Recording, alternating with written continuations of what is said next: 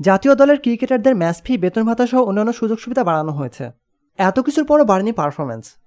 বেতনের সঙ্গে ক্রিকেটারদের পারফরম্যান্সের বৈপরীত্য পাল্টা প্রশ্ন করলেন বাংলাদেশ জাতীয় দলের অধিনায়ক নাজমুল হোসেন শান্ত। আপনাদের ম্যাচ ফি বাড়ানো হয়েছে, বেতনও বাড়ানো হয়েছে, চাহিদার তুলনায় সুযোগ সুবিধাও ভালো পাচ্ছেন, কোচিং স্টাফও যেমন চাচ্ছেন তেমনই পাচ্ছেন, আর কি করলে টেস্টে এগোনো সম্ভব? এমন প্রশ্ন শোনার পর অধিনায়ক শান্ত বলেন, বেতন বাড়ানোয় মনে হয় আপনারা খুশি না। বুধবার সিলেট টেস্ট হারের পর সংবাদ সম্মেলনে অধিনায়ক শান্ত বলেন, আমার মনে হয় অনেকদিন পরে ম্যাচ ফি বেড়েছে, অবশ্যই প্রশংসা করার মতো বিষয়। আর কি করলে ভালো করব জিনিসটা এমন নয়। ভালো ক্রিকেট খেলা অনেক জরুরি, দায়িত্ব নিয়ে খেলাটা খুব জরুরি। আমরা যেমন ক্রিকেট খেলছি আমাদের অবশ্যই সেই দায়িত্বটা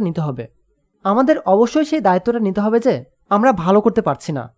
এখন কিভাবে ভালো করতে হবে এটা সবাই মিলে আলাপ করে সেভাবে প্রস্তুতি নিতে হবে। আসলে মাঠে সারাদিন কিন্তু সবাই কষ্ট করছে, তবে মাঠে বাস্তবায়নের দিকে অনেক ঘাটতি আছে। সুনির্দিষ্টভাবে যার যা দায়িত্ব আছে তাকে সেভাবেই দায়িত্ব নিয়ে খেলতে হবে।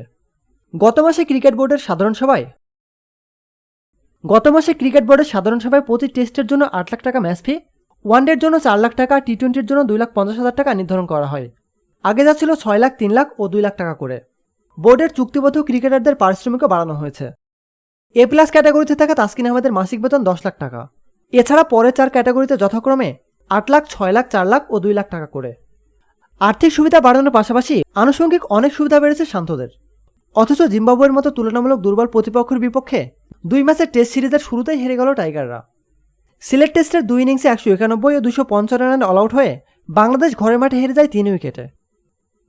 প্রতিনিয়ত খেলাধুলার আপডেট জানতে খেলাযোগ টিভির সাথেই থাকুন। এতক্ষণ আমাদের সাথে থাকার জন্য আপনাকে জানাচ্ছি বিশেষ ধন্যবাদ।